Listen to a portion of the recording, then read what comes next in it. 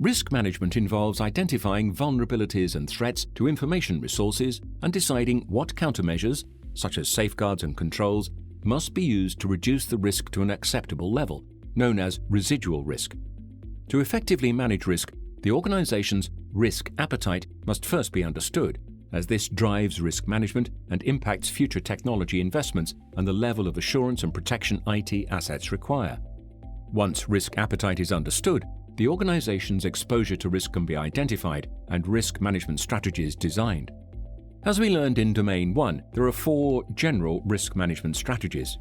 Organizations can either avoid the risk by eliminating its cause, mitigate the risk by implementing controls, share or transfer the risk through insurance, for example, or accept the risk where it's acknowledged but no action is taken. Organizations can also choose to reject a risk and ignore it, but this is a high-risk strategy and should raise concerns with an IS auditor. To develop an effective risk management program, the purpose of the program must be identified and responsibility assigned for the risk management plan. The organization must have a clear aim for risk management activities. The purpose relates to the specific nature of the organization's risk profile, but must be clear.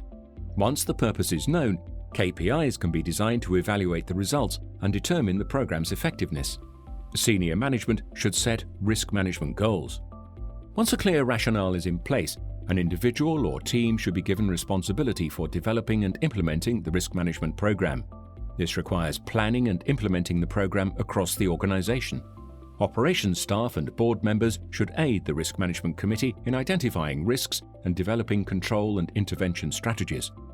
Before risk responses can be designed, risks must be analyzed. This is typically done using qualitative or quantitative analysis.